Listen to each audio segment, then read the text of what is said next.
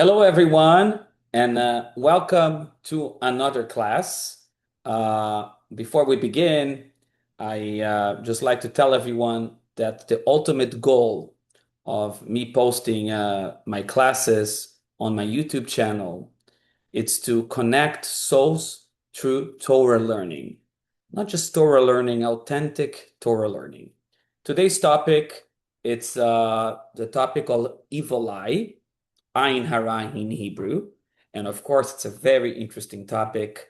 It's usually when rabbis or anyone, for that matter, decides to talk about the subject, usually has a great audience because it's a topic that everybody's interested to hear. What can they do to protect themselves from evil eye, right? So today we're going to be studying this subject and looking into this topic of evil eye with the lenses of Torah. Like, like does authentic Judaism really believe in the powers of evil eye? I'm sure that if you have traveled to Israel or went to any Jewish store, you've seen the chamsas, right? The palm, and some of them have the eye inside.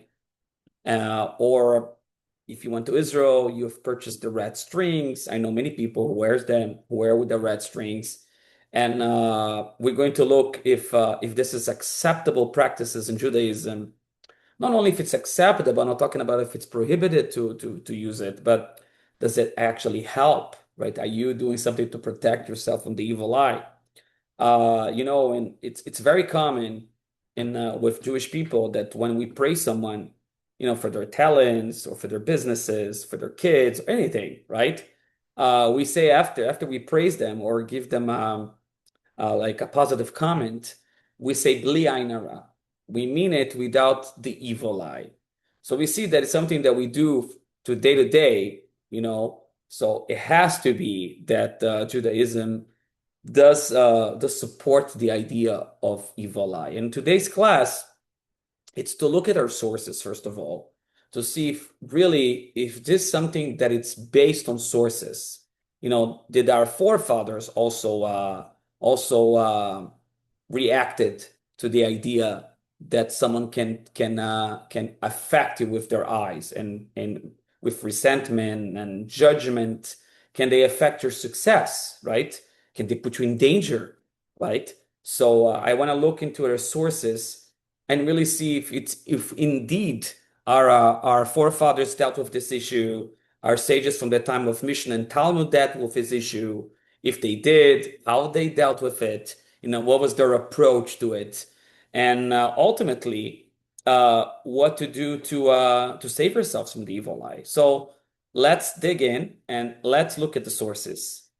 In Torah, we find that our forefather Yaakov, when he sent down his children to Egypt to go get food, it's a time of famine.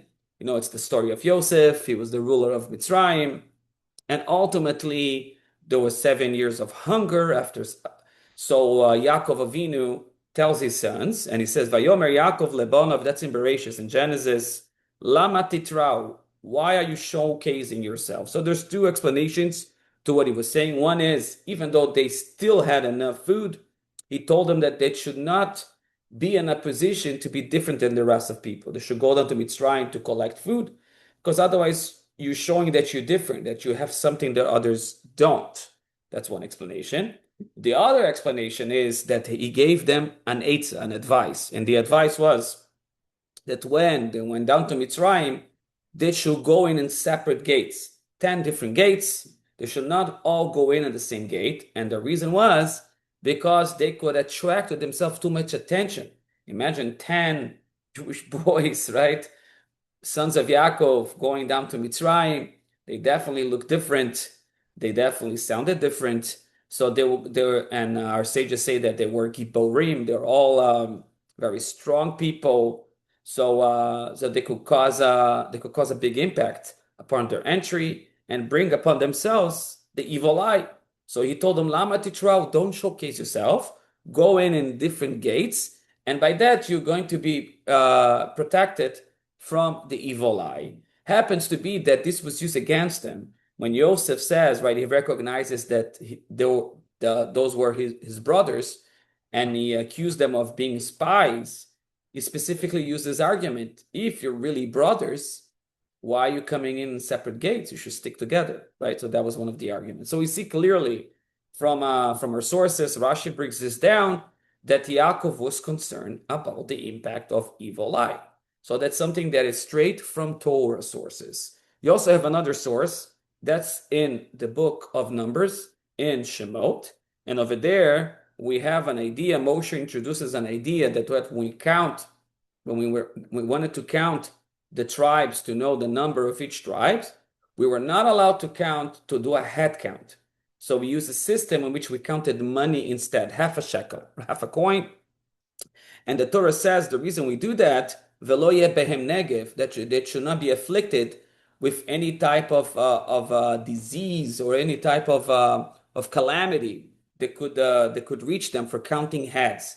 So Rashi says, a famous commentary, Rashi says on the spot, why can you count heads? And instead of that, you count money, half a coin. So Rashi says, she'aminyan sholit bo ayin hara, that when you count heads, you are calling upon yourself, counting people, and that could bring in the evil eye. That's what Rashi says.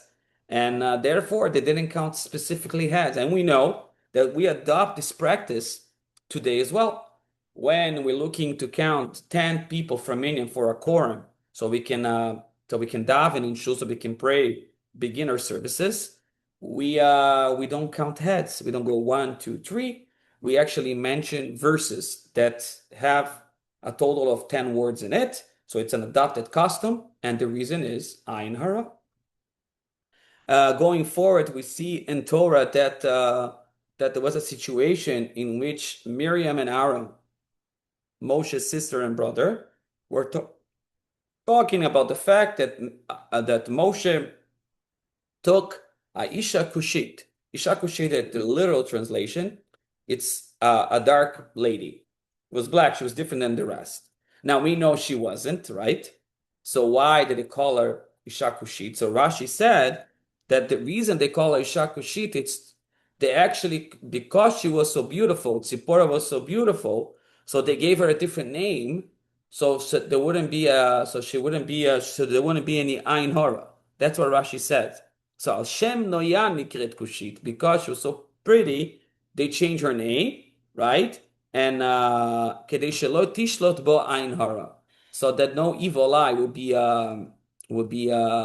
connected to Moshe's wife. So it's another source directly from Torah in which we say something was modified. Either the counting was modified, the way of entry in the city was modified, they modified someone's name in order to avoid evil eye. And we know that if a Jewish person every morning, when he starts his prayers, his morning prayers, in the end of Birkot HaShachar, the morning prayers, right, the morning blessings, there's a lengthy prayer.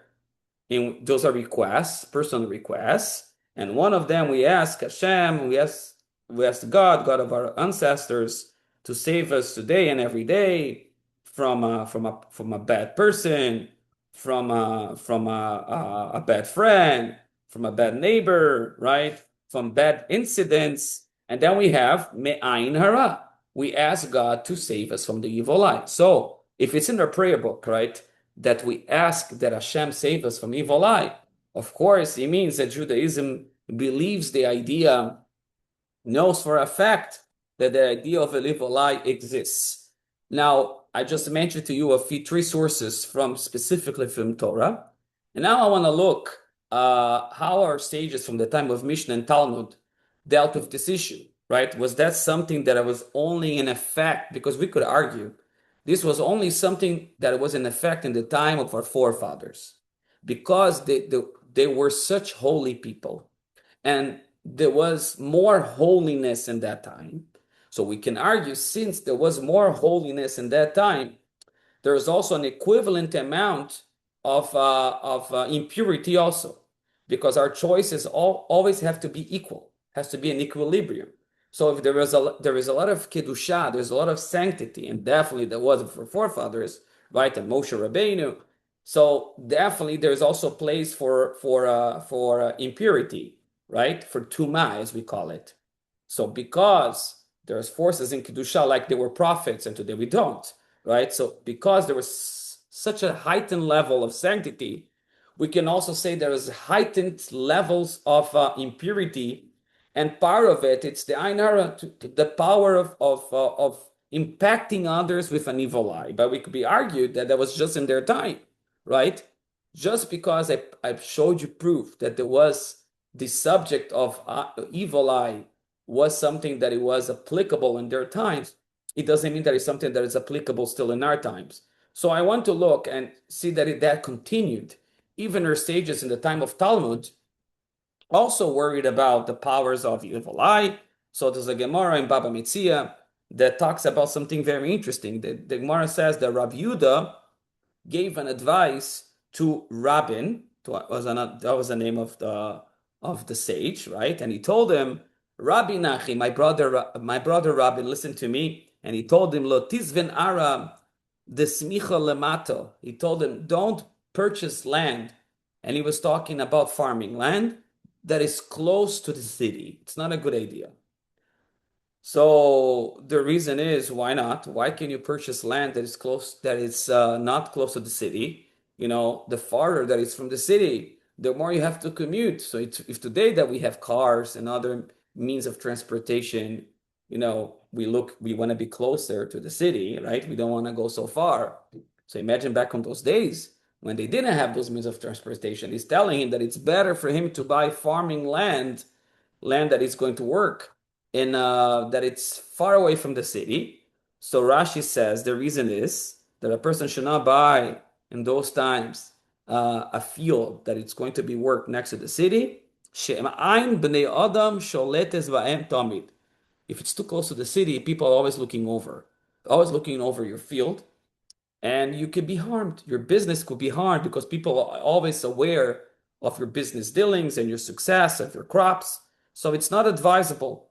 And the Amar of Avau, and he quotes Avau, Amar Ravuna in name of Ravuna, Amar Rav in name of Rav, also Lola Adam, Sheyamod al Sdei Chaveiro Beshasho Meres Bekomosea. He would say, there's actually a prohibition that a person should not be standing over another person's field when the crops are, ready to be harvested, in time of harvest, because there's a prohibition. A person cannot, and it's actually brought down in halacha, that a person cannot be standing over another person's crops when it's time for harvest, because it could cause him harm. Harm, I mean like business harm. Something could happen to the fields because of the evil eye that the bystander looking at it could cause to the field. So the Gemara actually brings and continue there. Hold on a minute. You are telling me that I should have my fields far from the city.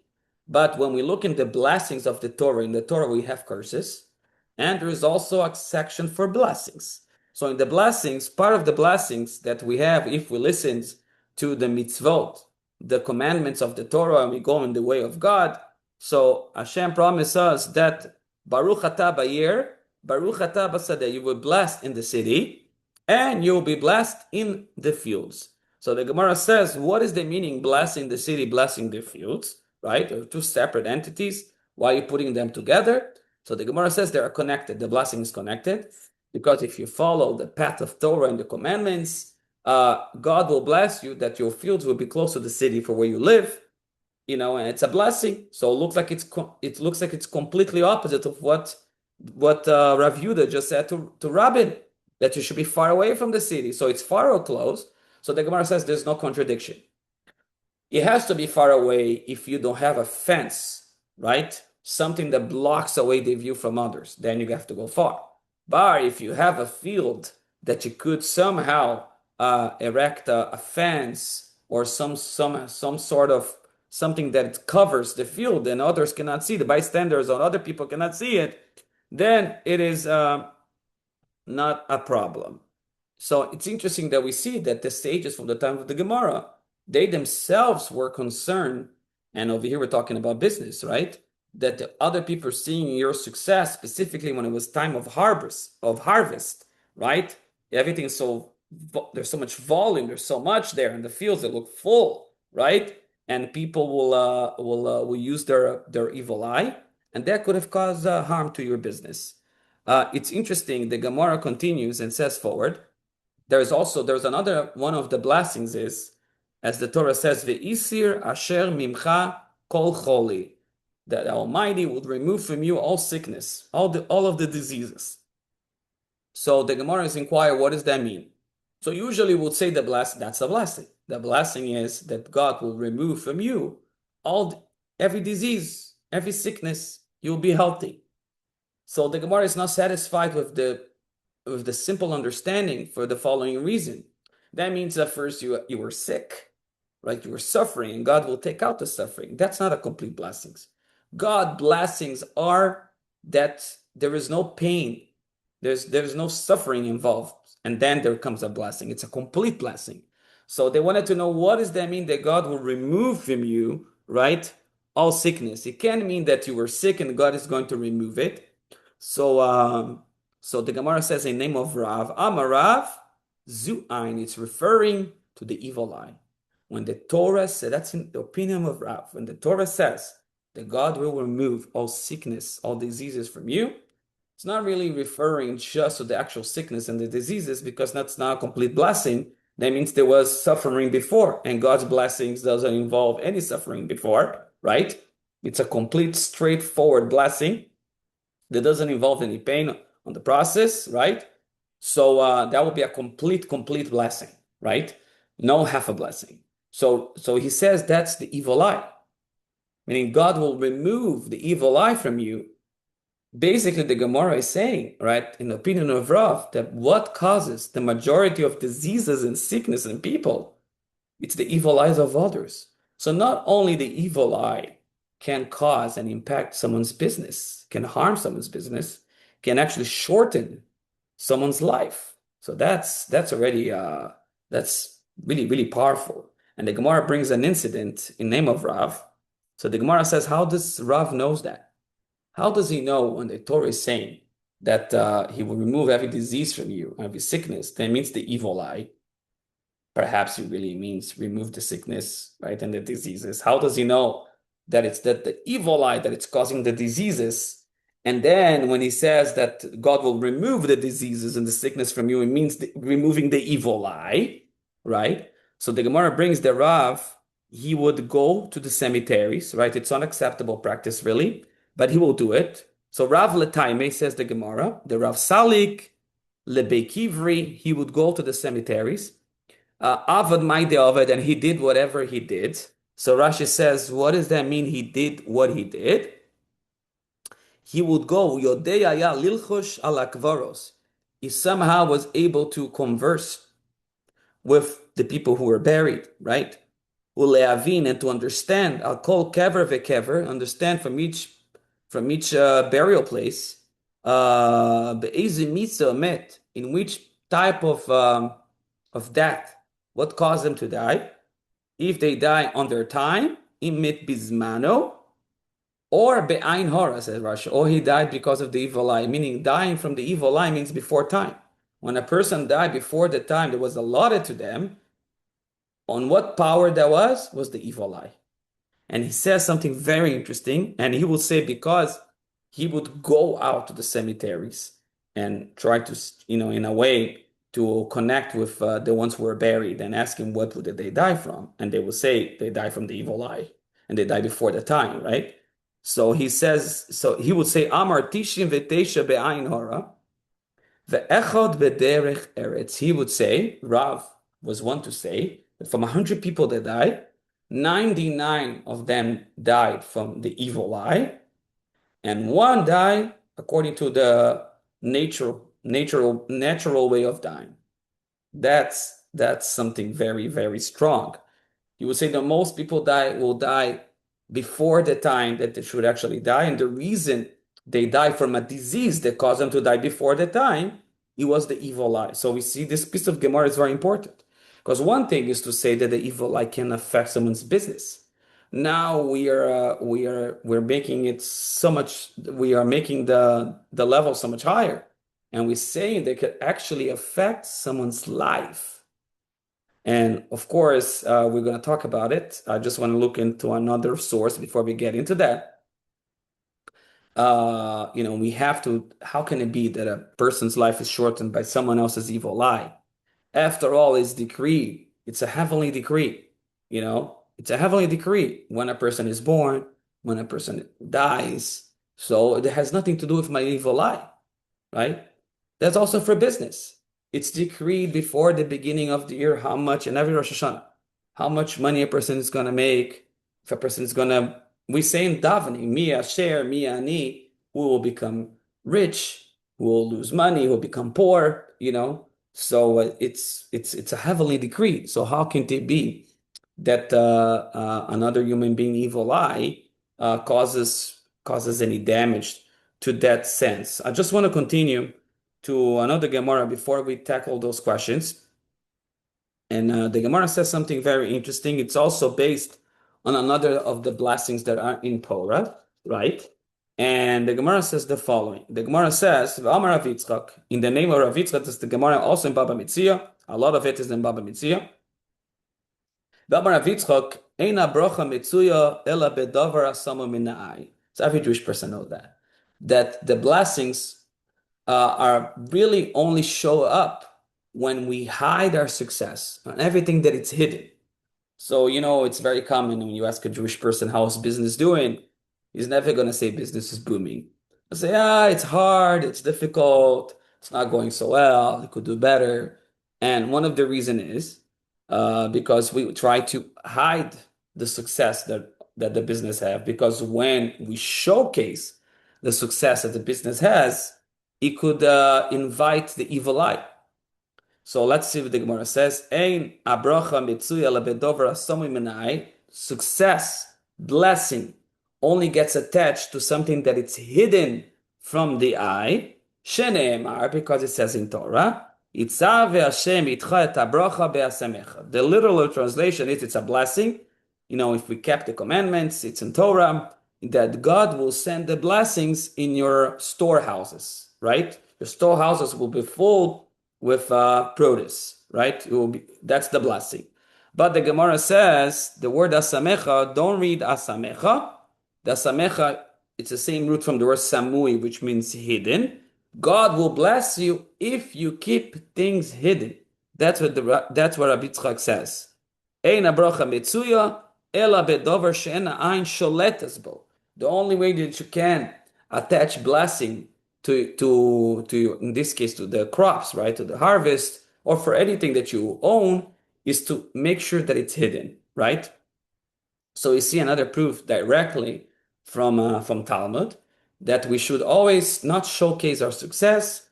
We should try to the best of our ability to actually cover it, to make it not known to other people's eyes. Okay.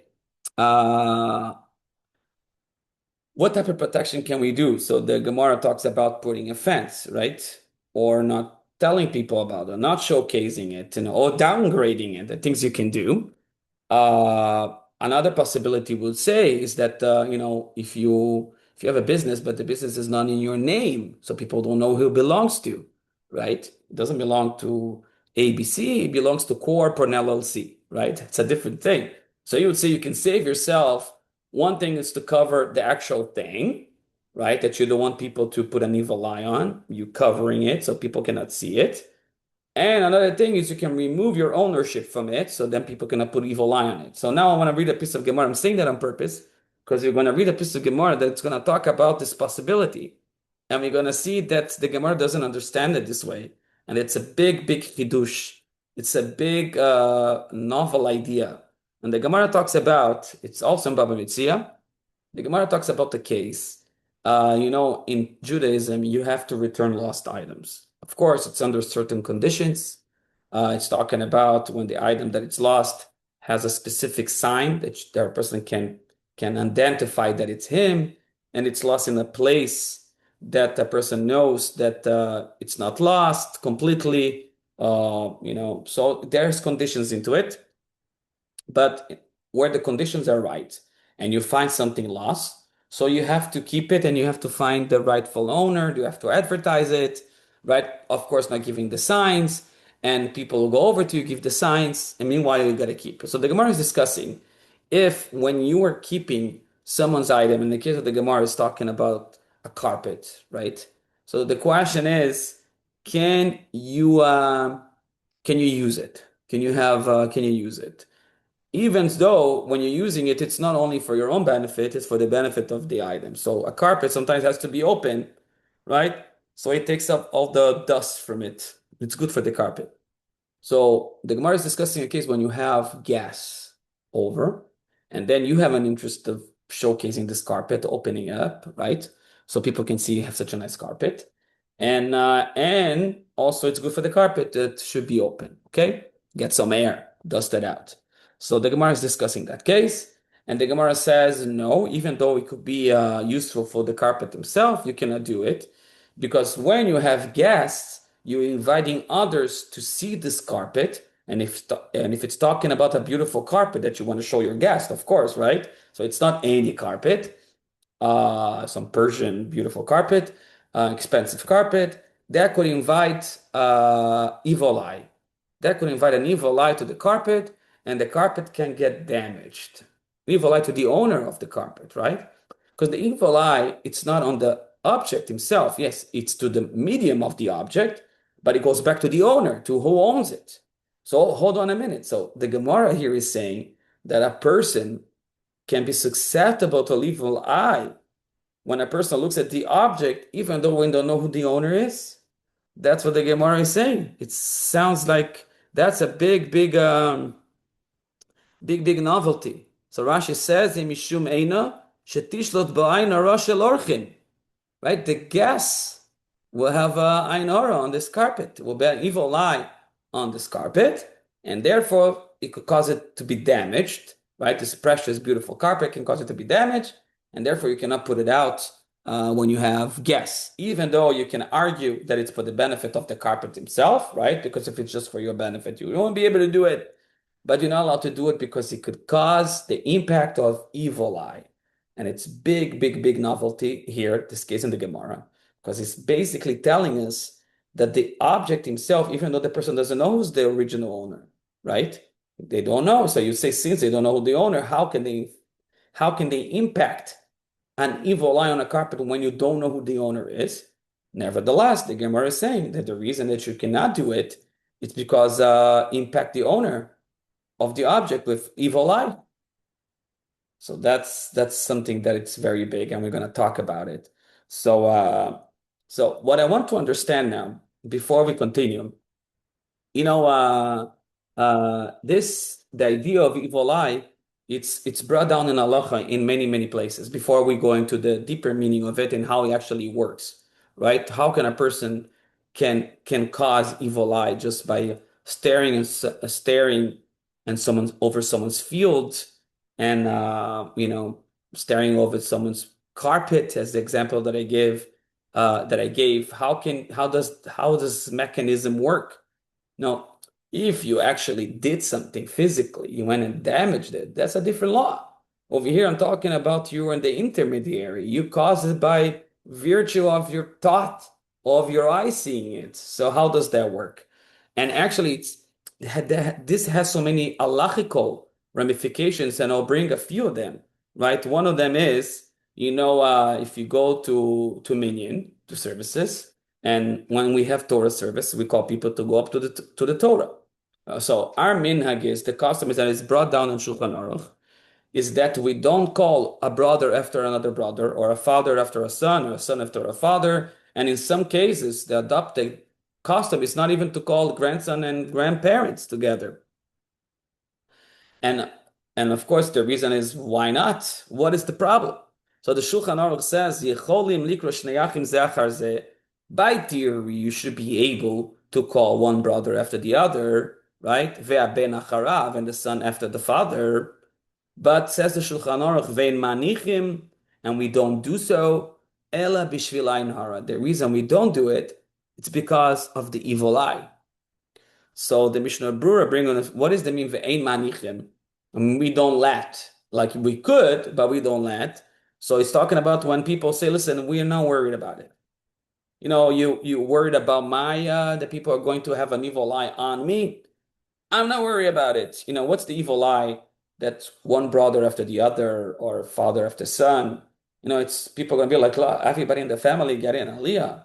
The brother after the brother, the father, the son, and they're all standing there, right? When the aliyah is happening. So it brings too much attention, and this attention could bring the evil eye. So if you look in halacha, in the Mishnah Brura, it brings the afilu oimrim shem makpidim alayin hara. Even if they say they're not makpid, they don't care, don't worry about me, I'm gonna be fine.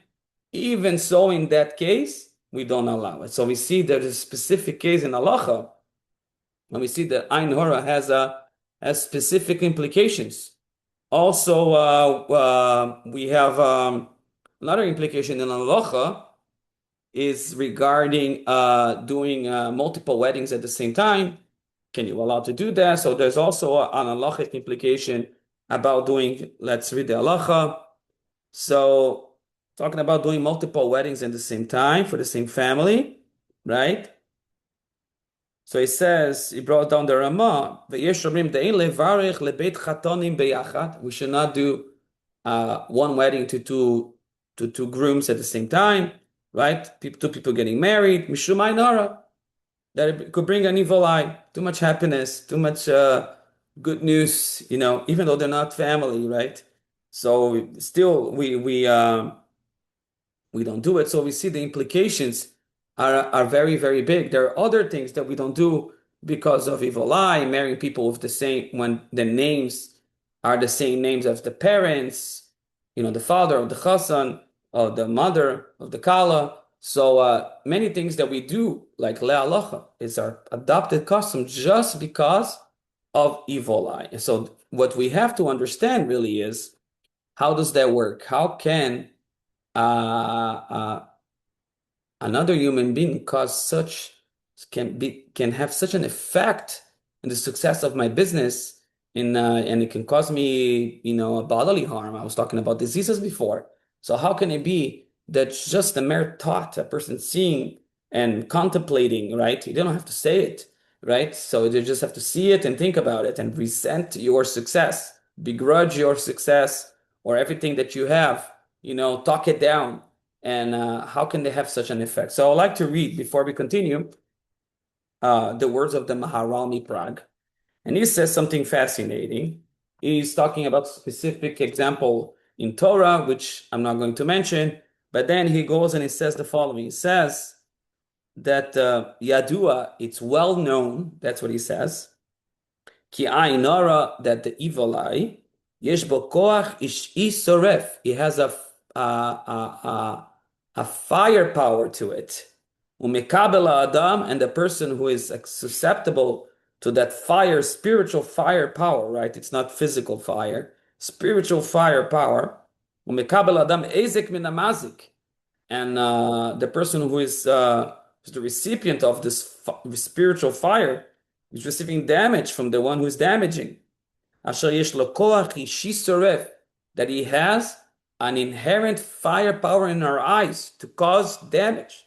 Ki ayin hazeh soref, because this evil eye, when we look into someone else with an evil eye, a begrudging eye, or resent their success, right? We inquire why they're so successful. Kimo ha'eshu soref, just like fire burns, our eyes and our spiritual fire, that it's the intellect that's behind what we're seeing, right? Has the power to burn. And you should know, kibal hainora soref be'ino, the one who holds evil eye against others, he could burn others with this firepower, spiritual firepower. And then he writes, "V'yeshli zoher lishamer mizeh." A person should be very cautious and should guard himself from it. So we see that the Maharal says that there is a spiritual power in the human sight when he uses this negatively that could impact others just like fire burns wood. The same idea, but it's in the spiritual sense. So like the fire burns wood in the physical sense, in a spiritual sense, and we are basically spiritual beings, not physical beings. Like usually we like to say that we are a body with a soul. And I mean, it's not incorrect, but it's not completely correct. We're a soul that has a body.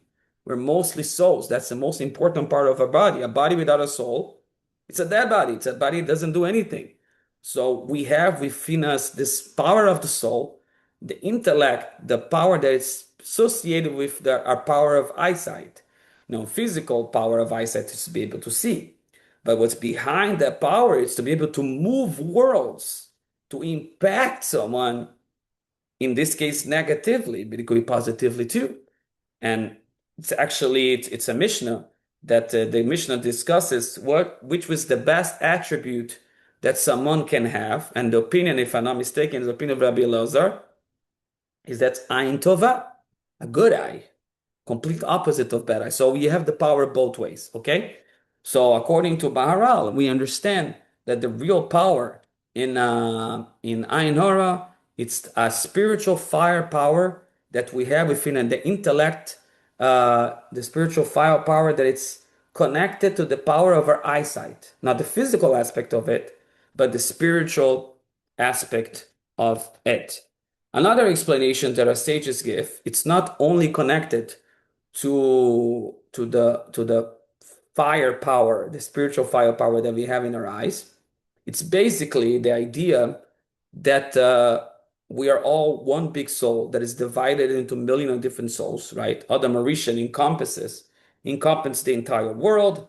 After the sin, it had to be broken down, and we have millions of souls, but they're all part of one big entity. So we are indeed connected. And because we are connected, we have effect one on another, and we can bring judgment one on another. So when I see someone else's success and I am judging, resenting the success of that person, I'm basically inviting judgment into their person. Why is that the person had the merit to be so successful? What merit does he have that his business is booming, that he has such beautiful children, that is everybody's so successful and so talented, and I don't have it. So we're inviting judgment to the life of another person, and that is the explanation of Rav that we said in the Gemara before. He says most people that when he went to the cemeteries to talk to the tombs of people who have passed away, and he said 99 out of 100 die from the evil eye, from a disease, right? It's not that they die. It's not that they die from the disease was the means in which their lives got shortened, right? And they didn't die naturally the lifespan that they supposed to have because judgment was invited upon them. So in a way, we have to really understand it. The Chazon Ish, which was one of our biggest sages, and he writes on his responses the idea. I mean, hold on a minute. How can it be that we're talking about that a person can affect another one's destiny, being in business, being in livelihood, and anything like that, if everything ultimately goes down to the decision of the Almighty? The Almighty decides, and everything is based on the free will of the person. If he's going to do good, if it's not going to do good, and it's going to be rewarded and punished accordingly. Nothing to do with the evil eye of another person. So he says something very interesting. He says, Mikol Makom, we should know, Akol bidei shamayim, everything is in the hands of heaven. V'chol shelo nigzer alav bidin shamayim le'avdam adavar nitzal. Everything that was not decreed in heaven, that a person should lose his business, lose his life, chas v'sholom, get sickness, bad decrees, if it was not decreed in the upper worlds, of course that's not going to happen. What happens is if it was decreed, aval kishenigzer adover le'abed, but when it was decreed, misgalgel adover lifame l'dei sheyames ein timon al adover v'ledei zeu kalo. Sometimes it was decreed, there was a heavenly decree, but it wasn't decreed specifically when this is going to take place. We know that God is a merciful God. One of his attributes is erech hapayim. He gives time for the sinner to repent. When we read the story of Noah, he gave them 120 years. I mean, it's a whole life, right? We should all have the merit to live to 120. So he gave them a whole lifespan to retract, to go back, to mend their ways. So he's all merciful, even though the Gezeirah decree can come, but it doesn't mean that it has to be actualized. It's a decree. When it's going to take place, well, it depends. It depends on how things are going to shape up. But once the decree exists and there is a decree, and we are asking for judgment, and when we do evil eye on another, we are asking for judgment, that could cause the decree to come before the time. And that's what Rav said in the Gemara, that it's that 99 of the people that he spoke to, they died before their time, and they died because of some diseases that were connected. That was the decree, that they were going to die before their time with some sort of a disease. And that's the ultimate bracha that we ask God that he should rid us from the evil eye, right? So that's a very interesting concept. So it's either a spiritual force, power that our eyesight has because it's connected to the intellect of our soul, and our souls are all connected, right? Or it's because we are actually demanding if a decree was decreed. If God didn't decree anything, nothing's going to happen. But if there was a decree, then ultimately we can speed up the judgment to happen, to be materialized. There was a difference between a decree being a person being sentenced and the sentencing to be actually take place. So when we hold an evil eye to another person, we can expedite the sentence to actually materialize and take place. And that's why we have to be very careful. And that's why we are very zealous to say always, when the success of others, we say Ayin Hara, that we wish that this should be done without the without any evil eye. And with this, we can understand the Gemara in Baba Metzia that we just read, that sometimes, even when we don't know the owner, right? The Gemara was talking about the case that a person cannot showcase a lost carpet to others, right? Because the gas, if he has gas, because the gas can inflict an evil eye of the owner of the carpet, but they don't know the owner is. They see the carpet, they don't know who the owner is. And the idea is the evil eye can apply, because if we're talking about that it can invite, if the only reason is because when a person sees and he burns the other, like fire burns wood, then he has to know specifically who it is. But if it's connected to judgment, we're asking who is the owner of such a beautiful carpet? What does it do to have such a carpet like that? And if it's connected to judgment, then it can invite judgment even when you don't know the owner, even when it's we have no idea who it is. So sometimes we try to protect ourselves, not just from taxes purposes. We try to protect themselves so people don't know who is the owner. And we say that by this, it's an LLC, it's a corp, or whatever it is, right? It's an offshore. Well, it doesn't matter, because it can still bring in, if it's a judgment, that it can bring judgment. Someone can say, who is the owner? Why is the owner of such a house is entitled, even though I don't know the owner, is entitled to have such thing? I resent the fact that they have. I look negatively upon it and inviting judgment and questions about the merit of someone owning such thing. Then it doesn't matter if I know, if I don't know it. So that's when you can see that we as Jews are very cautious. As the words of the Maharal, we have to be very careful. And that's why we always say Bli Ayin Hara. And we have other methods in which we seek to protect themselves from Ayin Hara. And then I want to get to the different items that are acceptable in Jewish practices to protect ourselves from Ayin Hara. Just to let you know that the Gemara in Shabbos talks about omens and things that were used to rid ourselves from Ayin Hara. The Gemara, so it's not like some people argue, you're using things that are not acceptable and things like that. Well, it's practices that were, some of those practices were adopted on top of the Gemara, and I read it for you. It's the Gemara in Shabbos. It's actually a Mishnah. The Mishnah is talking about what you can go out on Shabbos, what type of clothing or accessories that you can use on Shabbos. And basically the idea is accessories that usually you remove.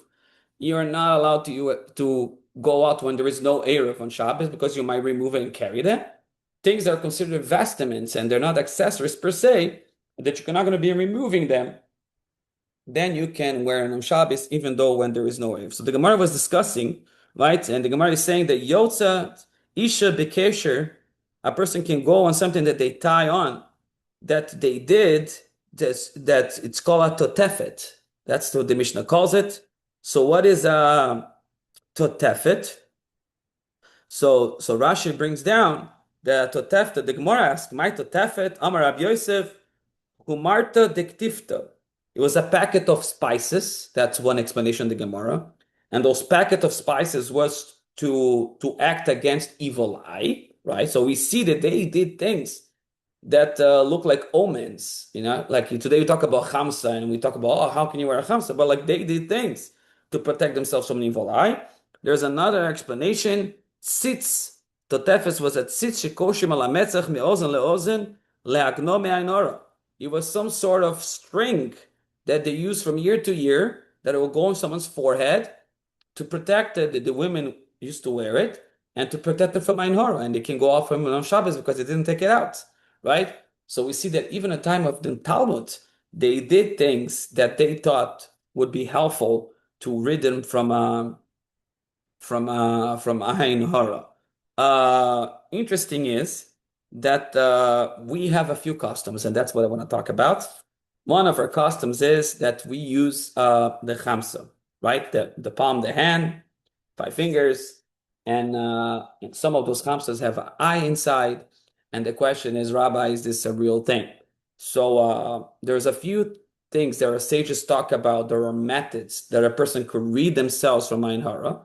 And the chamsa one, it's really not brought down by many of our sages, but the Ben Ish Chai, who was a big sage, right?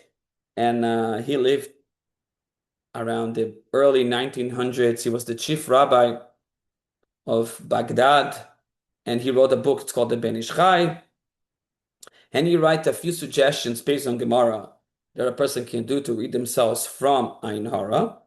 So he writes, "Le'inotzel me'ayin hara haba pitom," to read for a person to read themselves from evil eye. So you can say a few things. One, it's based on a Gemara, and you can say, "Ana mizara de Yosef katina."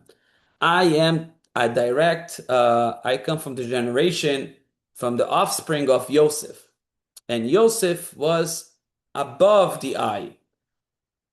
Like it says, Ben Porat Yosef, Ben Porat Ale Ayin. It says about Yosef that he was very handsome.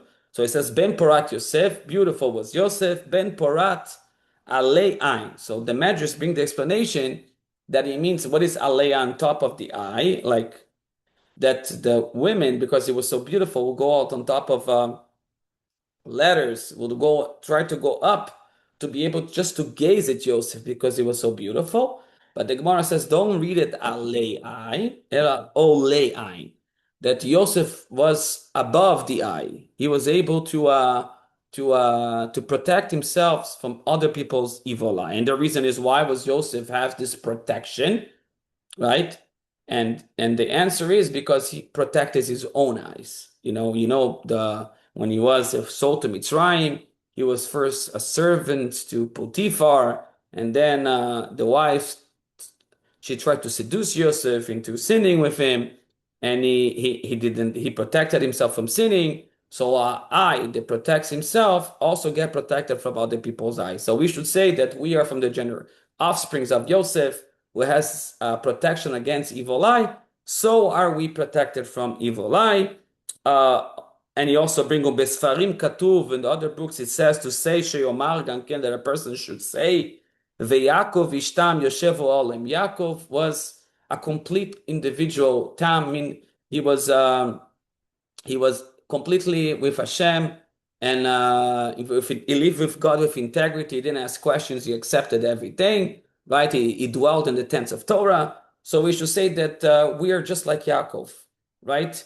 We go on the ways of Hashem without questions. And if you believe that everything that happens to you, it's connected directly to one source and no one else can inflict you anything, any evil decrees, then automatically you are protected. Gam yomar v'ani berov chazdecha avo beitecha ishtachave lecha kochecha be'iratecha, saying that you are relying on God's mercy and that you wish to go to his house to pray and worship Hashem and to work on your yirat shamayim, to work on your fear of heaven. Another pasuk, another verse that he says that it's helpful to say to protect from evil eyes. ויישא בלעם את עיניו, וירא ישראל שוכן לשבטיו, ותהיה עליו רוח אלוהים.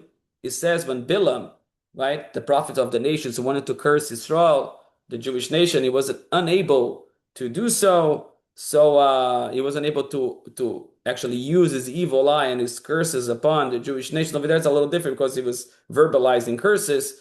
But in any event, we should say that he saw how the people dealt in their tents, so that we were very careful that we didn't position our windows right to each other. We guarded our eyes and we respected everybody's privacies, and we didn't mingle in other people's businesses. So just by saying those verses, you can also be protected from other people not mingling with your own businesses. But then he brings down, and that's the point I wanted to get to it. Vegaon chida Chaim Yosef David Azulai. He says, Minag haolam, the custom of the world is lomar chamsa, is to say chamsa. So it's not necessarily that you have to hang the chamsa in your houses. It's actually to say the word chamsa. But then he continues and he goes, Velachen tolim etz mitzuyar, both surat kaf. There's a custom to hang in our houses a carved shape of a hand, right? In our houses. Sheyesh bo chamesh etzbaos, that has 5 fingers. V'chakuk alav ot hey. And his advice is that in this wood carving, like a hand shape, should be carved the letter hey, right? The letter hey, that indicates the 5 fingers. That's what he writes. And obviously the question is, how is that a chamsa is going to help you? How is that it's going to help you and protect you from the evil eye? So first of all, we see that many chamsas have the eye inside, and the eye is not really connected to the original minhag, the original custom. I believe it came from the idea that Yaakov Avinu blessed his grandchildren, Ephraim and Menashe, with the following blessing. It says, Amalach Hagol Osimikol, the angel who protected me from all evil. Yevarech Esan, should bless the youngsters, which was talking about the Ephraim and Menashe. And then it says, Ve'id Gularov, and they should become numerous, right, in the face of the earth. So the language that he used, that they should be numerous, he used the word Yidgu, right? He didn't say Yirbu, which is the usual word that we use to mean a lot. He said Yidgu, and Yidgu is connected with the word dag, and dag in Hebrew means fish. And why did he say he blessed them that they should be a lot using the connotation of fish? So says the Gemara that there's something very special about fish, right? That the fish are free from the evil eye. Since they're under the water, we can't really see them. So they are protected from the evil eye. So he says you should be very numerous and at the same time protected from the evil eye associated with it. So some people do have the custom of saying that verse, Amalach Hagol Osimikol Ra. And so that's why I believe, going back to the subject, that's why I believe some people put the big eye, it looks like a fish eye, the big eye in the Chamsa, connoting the idea, this verse, this protection from Yaakov Avinu, to be protected just like fish and not susceptible to evil eye. So they put inside the Chamsa also the eye, but the actual Chida brings that the custom was to put the letter Hey. So the question is, why is that the Chamsa gives protection? You know, it's that it doesn't bring. He just say that this is our minhag. We have this costume. So I saw somewhere, and I really can't quote who it was, that the word Ayin in Hebrew, Ayin Yud Nun, has a numerology, the gematria is 130, right? And God's name, Yud K Vav K, which the gematria is 26, times 5 is 130. So you actually want to, in order to save from the eye, to save from someone else's eye, which is the gematria of 130, you should have 5 times the name of God, which is 130, to protect you from the ayin, from protect you from the ayin. There's actually brought down also in other places that the custom is to say 11 verses. There are 11 verses in Torah that start with the letter Nun, and they also finish with the letter Nun. That happens 11 times in Torah. And the idea is it's brought down by the Sfarim, by our books, by holy books, to say those 11 verses. And the question is, how does that save you from Ayin Hara? So for this, we need the explanation of one of our sages, the Rabbeinu Bechaya. He brings down that custom, and he says that he believes the reason is Veyadua kishema meforash yotze me'echad asar psukim elu. It's known to those who are study Kabbalah, who know that the complete name of God, the explicit name of God, comes out from the combination of the letters on those 11 verses, right? It's the explicit name that contains 13 letters. Vim taskir psukim, and if you mention those names that carries the combination of the explicit name of God, im Hashem yotze mehem, that it comes out from it, lo tira mipachad, you won't fear anything, ki Hashem amoyel lepachad, because this is the name, the explicit name that helps if any type of fears of anxieties that a person can have. So some people have the custom of saying those 11 verses is brought down. You can actually, I believe, if someone Googles it, you can find out 11 specific verses that start with the letter Nun, and they also finish with the letter Nun. I just want to end with one specific subject, and it's important to talk about it, is that, I was once asked why the prohibition of Ayin Hara, it's really not a new, the fact that you're not allowed to look into another person's with evil eye, because you can inflict some sort of damage. Why is it not already included with the prohibition of not desiring, right? Lo sitavel, lo sachmot. They should not covet, they should not desire other people's belongings. Isn't that what the prohibition, the Torah prohibition is? Like other people have beautiful houses, you desire. The Torah says, do not covet, do not desire the other person's home, their wife, their servants, their belongings, everything they have. There's the prohibition. It's the 10 Commandments. So it's included. And the truth is there's a big difference between that prohibition and Ayin Hara. That prohibition, it's not talking about the fact that it's not including in it that a person is wishing bad on the other or is resenting the other, right? Begrudging the other or judging the other. That's not it. Basically, you just want what the other has, right? And you act in a way that you should have the same thing.